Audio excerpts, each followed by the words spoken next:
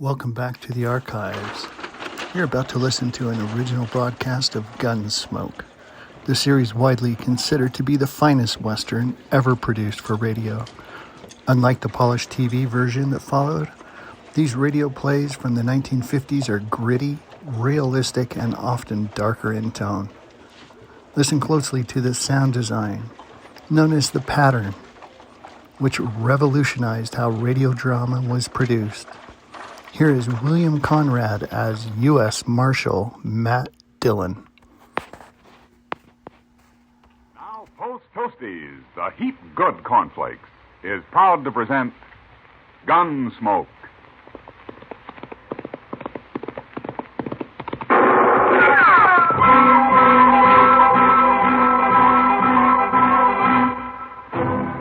Around Dodge City and in the territory on west, there's just one way to handle the killers and the spoilers, and that's with a U.S. Marshal and the smell of gun smoke.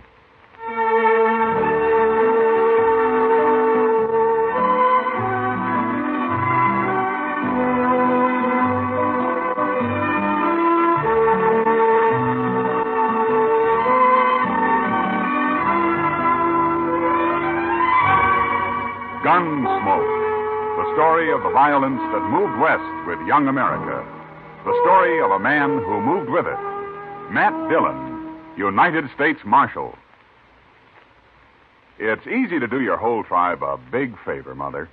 Just pour every big and little Indian in your camp a breakfast bowl full of Post Toasties. Post Toasties, you know, are the heap good cornflakes. They're the best thing that's happened to corn since the Indians discovered it. Fresh as fresh can be. Say, Post Toasties are crackling crisp. Sweet kernel corn flavor, toasted. That's Post Toasties. Post Toasties are packed with nourishment, too. A bowl of Post Toasties with sugar and milk helps your big braves and little Indians start the day right. Get Post Toasties soon. And now, Gunsmoke, starring William Conrad.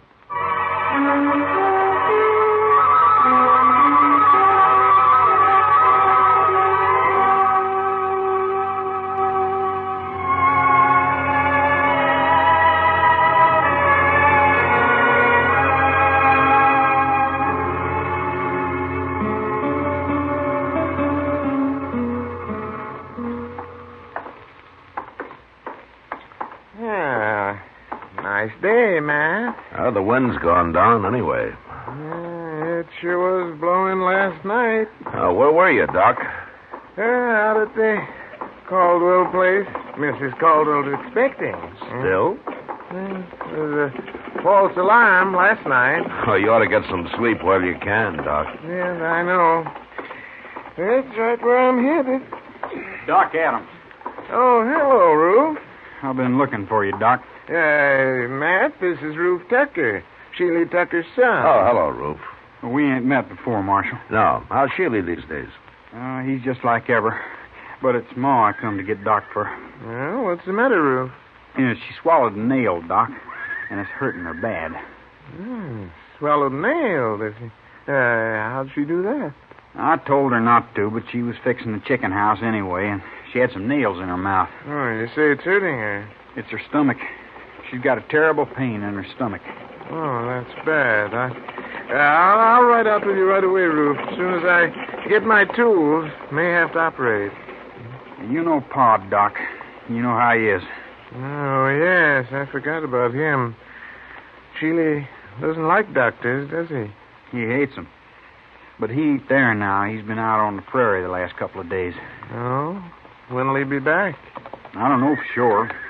But Ma said to get you anyway. She doesn't want to die.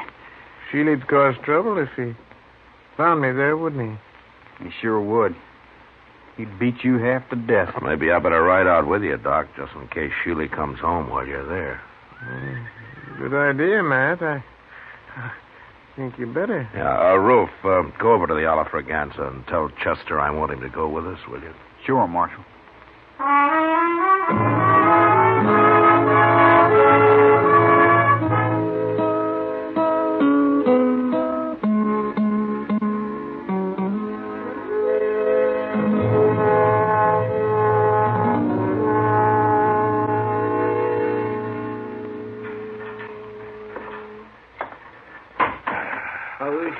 Dillon? Oh, I don't know, Chester. Doc's still working on her. Well, there's no sign of Sheiley anyway. Oh, that's some help.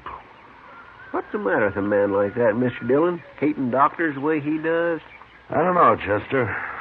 Probably there weren't any doctors around when he was young. And what was good enough for his father is good enough for him. Some fool notion like that, maybe.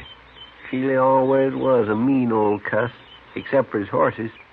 He's always treated horses like they're human. Did you ever notice that? Sheiley isn't really a bad man, Chester. He's just ignorant. And prejudiced because of his ignorance. If he'd have been here, he'd let Miss Tucker die rather than have Doc operate on her. Yeah, probably. Well, that's bad. To me, it is. Maybe if Doc saved him someday, he might get over his ideas. Oh, Sheiley's never had a sick day in his life I know of. Oh. Doc, you all through? Huh? Oh. Yes, I'm all through, Matt. How is she, Doc? Yeah. She's dead. Dead? I guess her heart couldn't take it. I don't know. I had to operate, though. She'd have died sure if I hadn't. Oh, it isn't your fault, Doc. You did all you could. I know, but I always feel maybe if I'd have done it better, things like this wouldn't happen. You're not to blame, Doc. You, want me to tell Ruth? Yeah, I've already told him. He's in there with her. Oh, how'd he take it? Yeah, he didn't say a word, Matt. Well, we better be getting back to Dodge, I guess. Yeah, you must be plumb wore out, Doc. Yeah, I am. Doc. Hey? Yes, Ruth. And you too, Marshal. You're going to have to help me. Well, we'll help you, Ruth. What is it? It's about Pa. I don't know what to tell him when he comes back. Hey, that's right. I kind of keep forgetting about him. Just tell him the truth, Ruth. Doc tried to save your mother, but he wasn't able to. Nobody could have. You don't know Pa very well, I guess. He just won't stand for it. Well, there's nothing he can do about it now. It's all over. Not for him, it won't be. What do you mean, Ruth? Oh, when Pa says a thing, he means it. And he said none of us was ever to go near a doctor. Ruth, do you agree with your Pa's thinking? No. And neither did Ma. But we didn't dare cross him when he was around anyway. I'm afraid of him, Marshal. You'll have to stay here and tell him. Yeah, well, I can't stay. I have to get over to the Caldwell place. That baby's due any time now. But you can't go on. All right, Ruth, all right. I'll stay here till he comes back. Chester, you better ride into town in case anybody's looking for me, huh? All right, sir, Mr. Dillon. Yeah, it's a funny thing how a doctor can lose one life and maybe bring another into the world all on the very same day. Well, come on, Chester. We can ride partway together.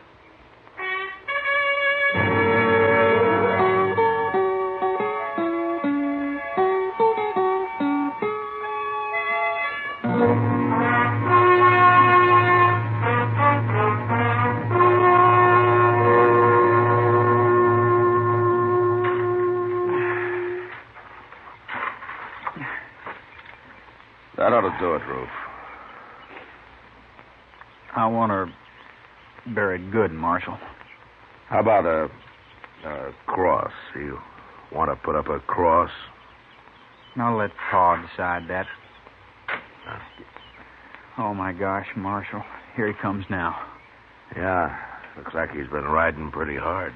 Pa always rides hard, but he takes mighty good care of his horses all the same. He's never hurt one yet. I know. Oh, Marshal. How are you, Sheiley? What are you doing out here? What's this? Sheiley, Your wife died. Ruth and I just finished burying her.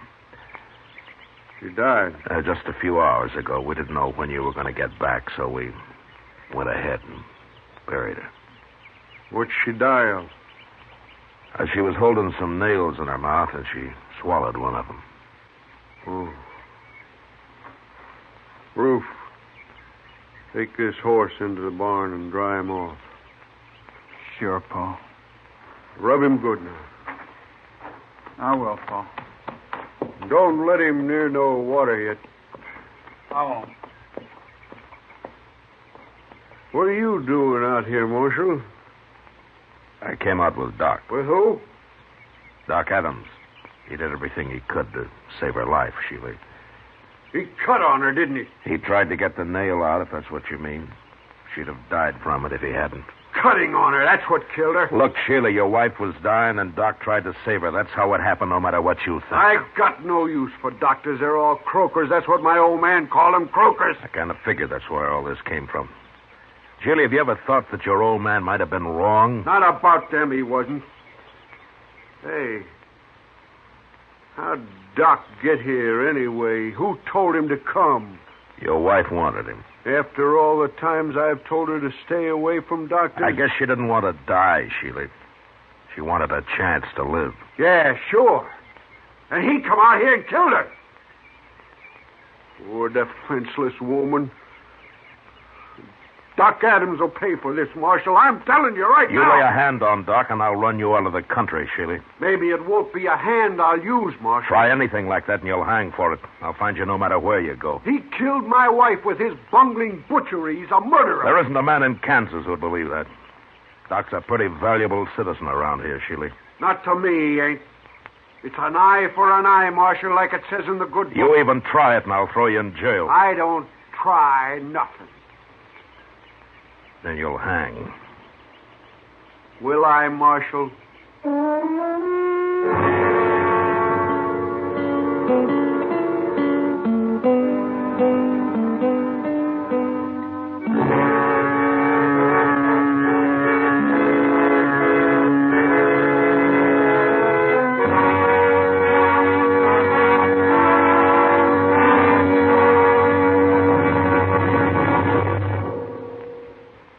Say, what goes on at your house at breakfast?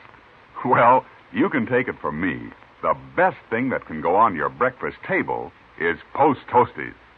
Yes, sir, Post Toasties, the heap good cornflakes. Those golden crisp cornflakes are the best thing that's happened to corn since the Indians discovered it. You know how to prove it? Just pour out breakfast bowlfuls of Post Toasties for your whole tribe, and then watch how they enjoy 'em. Post Toasties are crisp and tasty. From the first bite down to the last spoonful, that sweet kernel corn flavor makes your breakfast.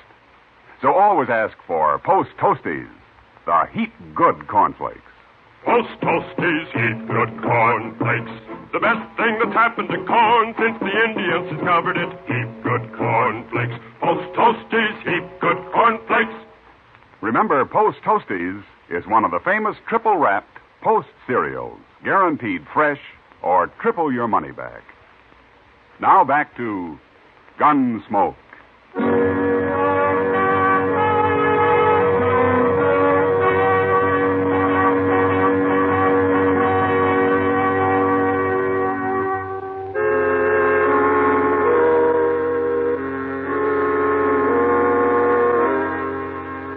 I left Sheiley Tucker standing by his wife's grave, and I rode back to Dodge. There was no use trying to convince the man that doctors aren't bunglers and murderers. I figured he'd have to experience the truth himself somehow. And there wasn't much chance of that, the way things stood. But what really worried me was his threat to get Doc. Ordinarily, Sheiley was peaceable enough, but there was no telling what he might do now. Doc stayed at the Caldwell place that night, and the next day, too. I thought he'd be safe there, and I didn't worry about him. Till the next evening. Kitty and I were having supper at the Dodge house. Matt, For a town that lives on the cattle trade, you'd think we'd be able to eat decent steak. You should have had the prairie chicken, Kitty. Yet didn't have to walk all the way from Texas. That steak I had got carried. It was too old to walk. I've never eaten prairie chicken, Matt. What's it taste like? Oh, a little chicken. A lot of prairie. If I didn't know you better, I'd say you've been drinking. If I know you, you'll order steak next time anyway. I don't give up easy, Matt. Yeah, I know. Remember it, then. Sure. You don't know much about women, do you, Matt? Well, I'm learning. Yeah. But at the pace you've set, I'll be in my grave before you're out of first grade. Well, it took me 10 years to learn how to handle a 6-gun. Well, that's the nicest compliment I've had all day. Drink your coffee. I got to get out of here. Yes, sir, Mr. Dillon. Oh, here's Doc. Hello, Matt. Kitty. How's Mrs. Caldwell, Doc? Yeah, gave birth to a 12-pound boy this afternoon. Ah, that's fine. Yes, that's not what I came to talk about, Matt. Somebody tried to shoot me on the way back from the Caldwell place. What? Who was it, Doc? Yeah, I didn't see him, and since I didn't have a gun, I rode straight ahead. Fast. Where did this happen? Yeah, about a mile the other side of the grove. I should have come out and ridden back with you, Doc. You should have, huh? Well, then, you know something about this. Yeah. Sheiley Tucker, huh? He came back after you and Chester had left, Doc. He made some threats. Yes, I might have known it. But I'm not going to be a target for Sheiley every time I go on a call in the country. I'm going out and see him, Matt. We'll have this out face to face. I don't think you can change his mind, Doc, but I'll go with you. And if he admits shooting at you this afternoon, I'll bring him back to jail. Maybe I'll bring him back anyway. Well, I should hope so. People around here'd be in an awful fix without Doc. Well, then there's me too, Kitty. Oh, sure, Doc. I was thinking of you. We'll ride out in the morning, Doc. Yeah, good.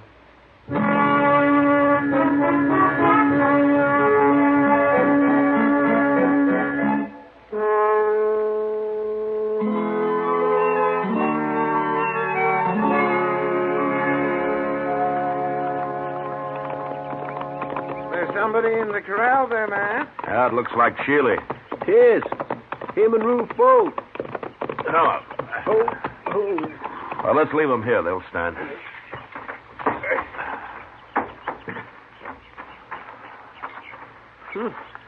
They got a horse tied down in there, Mr. Dillon.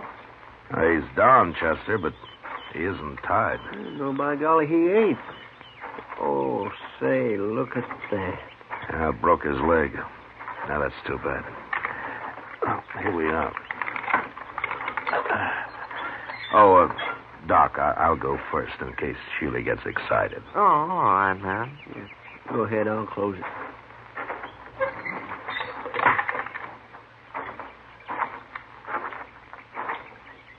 Hello, Sheiley. Ruth. Hello. You bring that croaker out here to kill my horse for me, Marshal? Now, Sheiley... Wait a minute, Doc. I'm sorry about your horse, Sheiley. What happened? That bay's the finest animal I ever owned. I was just topping him off when he fell and busted his leg. No, blame it.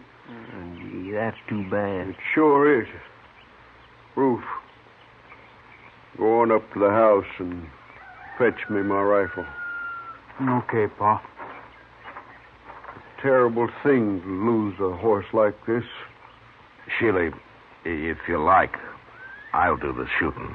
Oh, thanks. I'll kill him myself. It's my job. You know, it's a funny thing. We always shoot a horse if it breaks a leg, but we wouldn't think of shooting a man when he does. You croakers got other ways of getting rid of people. Yeah, I'll overlook that, Sheiley, but I'll tell you something. I don't want to hear nothing from you. Well, you like that horse, don't you? Of course I do. Well, then, don't shoot him. What? Well, look, Sheiley, that horse is done for anyway, so it won't hurt to let me try to fix his leg the same way I would a man. It just might work. You mean put a cast on him? I do. I never heard of putting a cast on a horse, Doc. Yeah, neither have I. It's crazy. I don't like it. It's up to you, Sheiley. Well, I wouldn't have let you near my wife if I'd been here. Why should I let you fool with my horse? All right. All right, Sheila. Shoot your horse, and I'm taking you back to Dodge. What for? You're going to jail for trying to kill Doc yesterday. At least that's what Doc told me. Now, Matt, I didn't exactly Shut up, say... Doc. I ain't going to jail. I can't... Yes, you are. Unless maybe Doc changes his mind about charging you with attempted murder. Then I couldn't put you in jail. Oh? Yeah. No. No, he couldn't then. Sheila, I might get so busy working on this horse, I'd plain forget about everything else. I might even save the animal to boot. Well, make up your mind, Sheila. I got to get back to Dodge. Well, all right. But you better make it work, Doc. I said I'd try. That's the best I can do. Ever. No matter who the patient is. Okay, Doc, you try. But try real hard, will you?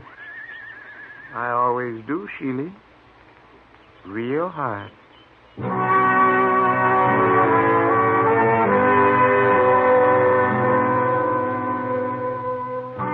Chester and Ruth made a fast trip into Dodge for plaster of Paris and some muslin to go under it. And when they got back, Doc went to work. An hour later, he had a heavy cast on the horse's leg. And after giving Sheila some final instructions, he was finished. He promised to come back in a couple of weeks and put a lighter cast on, and then we left. Sheila didn't say much, but I knew if anything went wrong with that horse, he'd be after Doc again. However, 6 weeks went by before anything happened. Doc and I were hiding out in his office with a game of chess we'd started a few days earlier. Yeah, doggone rook, if you're sitting there, Matt. If I move my bishop, you'll be right in on that queen. That's the only move you got, Doc. All right. There you are, Matt. See what you can do with it. A couple more of those and I'll get that queen. Doc. Well, hello, Sheila. Doc, I've been looking everywhere for you, blast you. Why'd you put a sign on your door saying you were out? How come you're wearing a gun, Sheila? Man, it'd be a fool not to wear a gun in this town, Marshal. He'd be a worse fool to try to use it. Don't rile me. I'm in a bad enough temper already. What's wrong, Sheila? How's your horse? My horse is tied up right outside, Doc. What? Yeah, I took that second cast off myself. Then I rode him in here. Of course, I took it easy with him, Doc, real easy. And he ain't even limping. Well, what do you know? By heaven, it worked. Oh, that's fine, but what are you so heated up about, Sheila? Well, you'd be heated up too, Marshal. If you've been carrying a rotten tooth in your jaw as long as I have. You mean you're looking for a doctor, Sheila? I'm man enough to admit it, Marshal. Well, now, Sheila. You just sit down right over there, and I'll see what I can do. Okay, Doc. This is the one right here. Try to get it out, will you? I'll try, Sheila. That's the best I can ever do. Ever. That's good enough for me, Doc.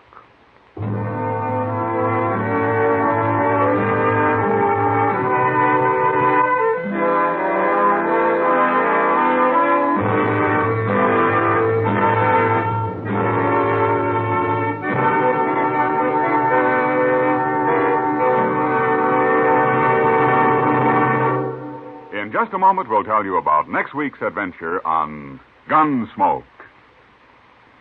Say, exciting things happen to breakfast when there's sugar crinkles at every place. Sure, new sugar crinkles make breakfast more fun than a circus. You know why?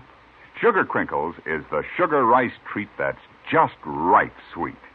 Not too sweet, the way some sugar-coated cereals seem to be, and not like others that aren't sweet enough. Sugar crinkles, every golden crisp nugget of them, is just right sweet. So try starting your day off just right with new sugar crinkles. And don't forget, when you're listening to the radio or watching television, sugar crinkles make great snacks. From the bowl or from the pack, for your breakfast or a snack, Sugar crinkles are more fun than a circus. Try sugar crinkles soon. They're the sugar rice treat that's just right sweet. So better get several packages.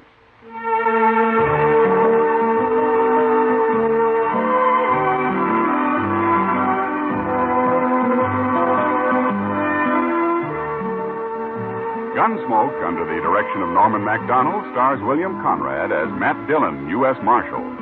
Tonight's story was specially written for Gunsmoke by John Meston, with music composed and conducted by Rex Corey. Featured in the cast were Sam Edwards and Tom Tully. Parley Bear is Chester, Georgia Ellis is Kitty, and tonight Paul Frees played Doc. Ken Peters speaking. Join us again next week as Matt Dillon, U.S. Marshal, fights to bring law and order out of the wild violence of the West in Gunsmoke.